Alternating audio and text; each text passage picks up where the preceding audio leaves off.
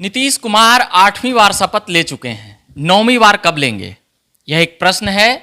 और ऐसा इसलिए हम बोल रहे हैं क्योंकि उनका राजनीतिक कुंडली कह सकते हैं कि हर 4-5 सालों में पिछले 1-1.5 दशकों से देखा जा रहा है कि लगातार वो बदलते रही है। उसी के नियमित अभी मैं बात कर रहा हूँ। धीरेन्द्र जी हैं, वरिष्ठ पत्रकार हैं, तो कैसे देखते हैं इसे धीरेन्द्र जी? अभी जिस प्रकार से नीतीश कुमार ने अभी महागठबंधन के साथ सरकार बनाई है, कल होकर असहज महसूस करें या कुछ ऐसा हो तो क्या बीजेपी जाने में या बीजेपी लेने में उनको कोई परेशानी करेगी? राजनीति का कोई चरित्र नहीं होता, ये बात सुनते थे, लेकिन जो 1990 के बाद से बिहार की राजनीति को देख रहे हैं वो इस बात को महसूस कर रहे हैं और इसका दर्शन कर रहे हैं। नीतीश कुमार 9वीं बार मुख्यमंत्री पद का शपथ लेंगे या नहीं लेंगे, ये एक ऐसा सवाल है जो होना ही नहीं चाहिए। क्योंकि मुझे ये लगता है कि बिहार के मुख्यमंत्री की कुर्सी पर कोई नाम अगर जो ऑटोमेटिक रूप से चिपक गया है जाकर, तो वो है नीतीश कुमार। इधर असहज होंगे तो उधर चले जाएंगे, उधर असहज होंगे तो इधर चले आएंगे। मैं इनके राष्ट्रीय अध्यक्ष के प्रेस कॉन्फ्रेंस में था और मैंने पूछा कि वो कौन सी वजह थी जिसके कारण 2017 में आप लालू जी का साथ छोड़कर उसी बीजेपी के साथ आ गए थे जिस बीजेपी को आप दुत्कारते हुए 2013 में निकले थे।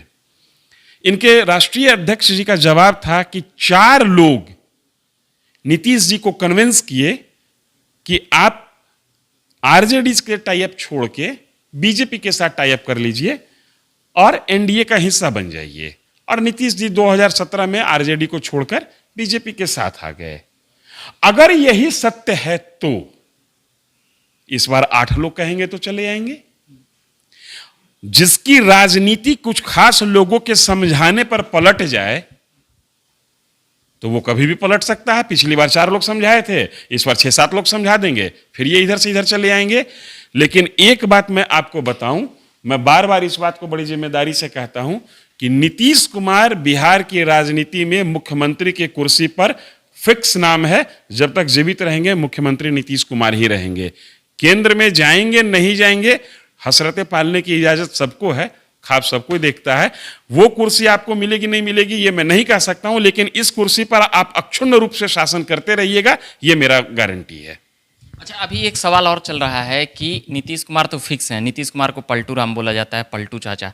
ये जो बीजेपी और आरजेडी है ये इन्हें मौका देती है, तो कहीं ना कहीं जदयू का एंगल है कि ये दोनों भी पलटू राम है, हम तो वहीं फिक्स ही हैं। नहीं, आप कुर्सी पर फिक्स हैं, अलायंस में फिक्स नहीं है। अलायंस में आप पलटते रहे हैं।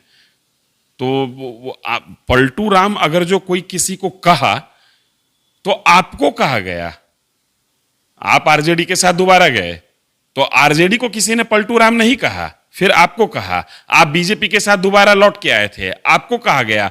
अब कहने के लिए हम कहें कि हम पलट रहे हैं तो आप भी पलट रहे हैं, ऐसा नहीं होता है। जो जहां से वाइब्रेशन क्रिएट होता है क्रेडिट उसको जाता है।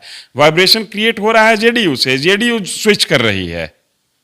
तो ये आरोप प्रत्यारोप, ये संज्ञा सर्वनाम विशेषण प्रत्यय उपसर्ग, ये जदयू के खाते में जाएगा, दूसरे दल के खाते में नहीं जाएगा। आखिरी सवाल, आरसीपी सिंह का अब क्या बिहार की राजनीति में क्या भूमिका होगी? बीजेपी फायदा उठा पाएगी या फिर वो अपने एक अलग? आरसीपी सिंह के पॉलिटिकल क्रेडिबिलिटी और पॉलिटिकल क्रेडेंशियल, पॉलिटिकल मेथोडोलॉजी का लिटमस पेपर टेस्ट अभी नहीं हुआ है। आरसीपी सिंह इलेक्शन में कभी डायरेक्ट पार्टिसिपेट भी नहीं किए हैं। आरसीपी सिंह एक आईएएस थे और उसके बाद ड्राइंग रूम पॉलिटिशियन बने। अब आरसीपी सिंह मैदान में उतरने की तैयारी में हैं। मुझे नहीं लगता है कि आरसीपी सिंह को कहीं से कोई ऊर्जा मिल रही है जिस ऊर्जा के तहत वो एनडीए को बहुत ताकतवर कर देंगे। लेकिन एक बयान नीतीश कुमार का ऐसा जरूर आया जहां से आरसीपी सिंह के लिए एक लॉन्चिंग पैड बनता हुआ दिख रहा है मुझे। जिस तरीके से नीतीश कुमार ने 15 अगस्त को इशारों में क्लियर कर दिया कि मेरे उत्तराधिकारी तेजस्वी होंगे, ये शब्द जो है वो आरसीपी सिंह को कहीं ना कहीं आधार दे सकता है।